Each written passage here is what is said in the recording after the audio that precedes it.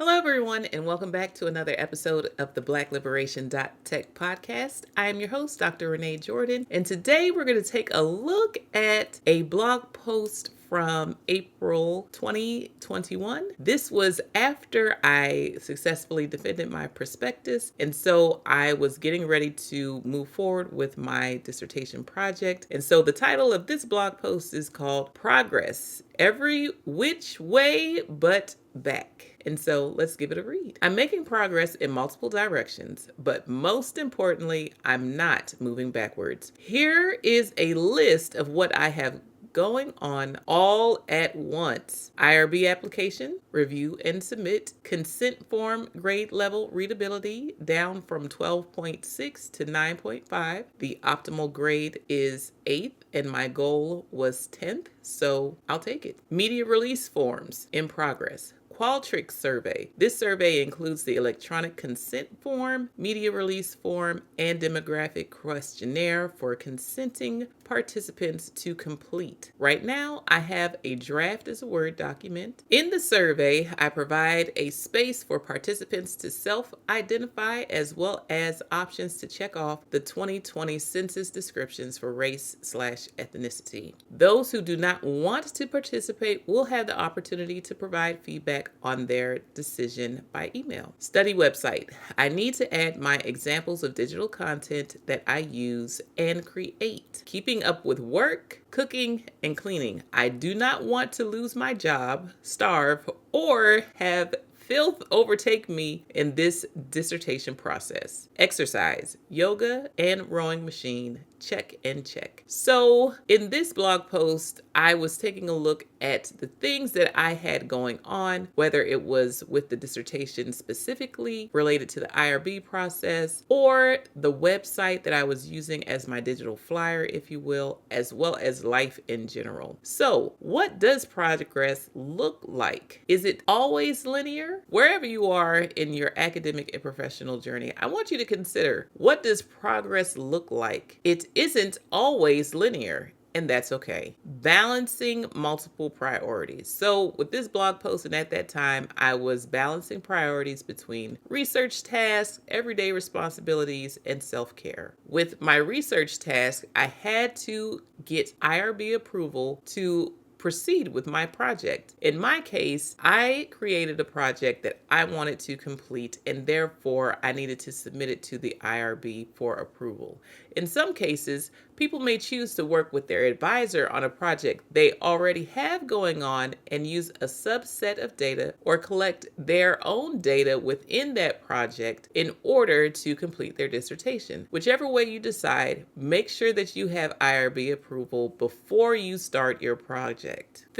Another thing that I definitely recommend would be to go to IRB workshops before you have to create your own proposal so that you know what the process looks like ahead of time, and you'll have time to ask questions and get answers. I attended at least 2 IRB workshops before I needed to do my own IRB proposal. I also was fortunate enough to serve as a graduate research assistant with my advisor, and so I had access to those IRB proposals to take a look at in terms of figuring out what went where and what I would need to include in my own proposal. At the time of my project, the COVID pandemic was still in effect. And so there were limitations as it related to in-person activities. One of the things that I decided to do was to go ahead and do my project virtually. So that meant my interviews were virtual, my recruitment was virtual, and I also provided a virtual space in the form of a Google folder for participants to upload their examples of their digital products so that I could take a look at them and they could do so at their own time. All of this had to be included in my IRB proposal, as well as screenshots of my website so that someone would know what participants are expected to consider or have access to during my project. I found this to be very helpful because that way people had a place to go to see examples, to learn more about the project, and even watch example videos of my own digital artifacts. I was very surprised to see that one of my participants actually elected to do the virtual upload of digital artifacts and provide short explanations on a Google slide in order to share her data with me, as opposed to doing an interview. And I was very grateful that she decided to engage that way. And as a result of that, I was able to have a total of 9 participants in my study. 8 of them completed interviews, while one of them elected to only upload digital artifacts. Some of those who did complete interviews also shared with me digital artifacts and examples for me to include in my data. As far as everyday responsibilities are concerned, you want to make sure that you're not leaving those things out that you must do for yourself, whether it's work, meals, and maintaining a clean space. You need to consider what has to get done. Put it on a calendar or a list if necessary to make sure that you're not leaving anything out while you're under an intense project such as a dissertation. So I did try a meal prep service where everything came prepared. I just needed to cut it up, follow the instructions, and cook. However, because I ran into a few snafus, I did not continue with it. But I did appreciate the 2-week break from having to figure out what's for dinner. Creating a routine can help you with those everyday tasks that have to be done. So yes, you have work to do, whether you work from home or you go into the office, but what else can your schedule include to make sure that you're not leaving anything out, even contacting your loved ones? For me, on Sundays, I reach out to my nieces to make sure that I maintain a relationship with them. And how do I reach out to them?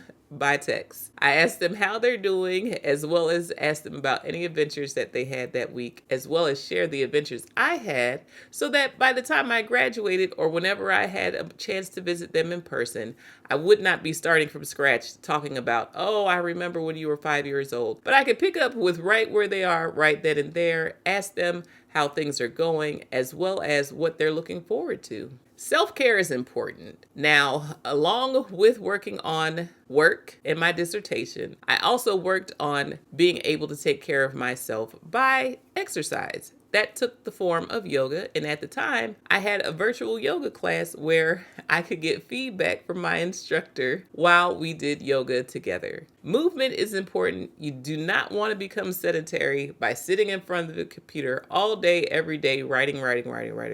You need to move. It helps your mental processes as well. Be mindful of yourself while you are under tight timelines or having to handle multiple projects or multiple things at once. And that might mean setting time aside to meditate, to pray if you do pray, as well as just be still and have a moment of reflection. Now, while you're making progress, it's important to consider your wins versus your expectations. For example, the readability goal of my consent form. So my goal was to get to a 10th grade reading level. It was previously at something that was a little over 12th grade, so 12.6. And so I was able to get it down to 9.5. And in that case, I could say that I exceeded my goal. And so I was glad that I did. Now, the optimum readability for projects that include adults as participants would be an 8th grade reading level. However, since my participants would be those who are in tech-saturated industries, I expected for them to at least have a high school diploma and possibly a bachelor's.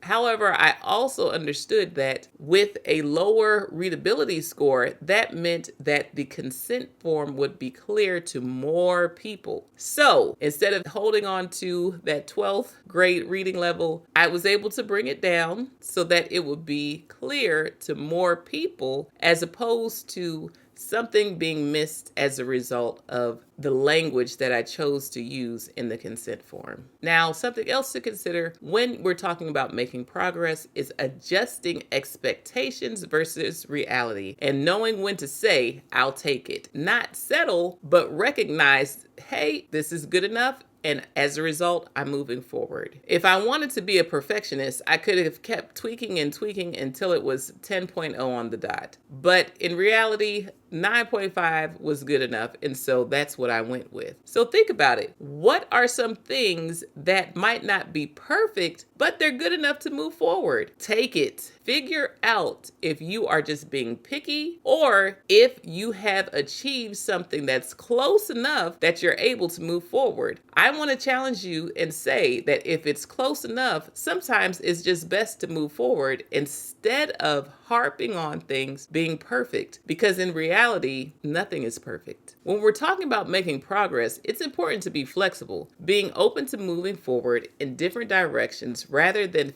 fixating on a rigid linear path can be a way to move forward. Now, when I say moving in different directions, that means making progress in different areas at the same time. While I was working on my IRB proposal, I was also working on the website that would serve as my digital flyer. As I added more information to the website, I needed to add more detail to my IRB proposal. I was able to work on them both. That way, they essentially fed off of each other. I didn't have to wait to get one done before doing the other. I was able to work on both of them. And what really works for me is working on the thing that comes easiest to me at the moment. Sometimes I don't feel like working on a website. Sometimes I can just do things that are systematic, check boxes, tick, tick, tick. Did I do this, this, and that? I knew I needed to make a survey. I had an idea of what I needed to include in that survey. I had other points of reference so that I knew that I wasn't making it from scratch when it came to collecting demographic data. So going to the US Census and seeing what that demographic information included and then including it in my survey allowed me to move forward. That was something that was simply procedural. It didn't take a whole lot of thought, but it still needed to be done. Now, with the site, I had places for images and examples. However, whatever I could get my hands on first, that's the order in which I did it. And because I spelled things out so well in my proposal, it had an order to it in terms of, oh, these are the things that I need to have done, but I did not have to do them in terms of step 1, step 2, steps 3, step 4. I just needed to get it all done so that I could submit my IRB proposal. They would have screenshots and examples of what the participants would see, and then they could visit the website if they wanted to in order to see it for themselves. So here are a few questions that I want to ask you to help you determine what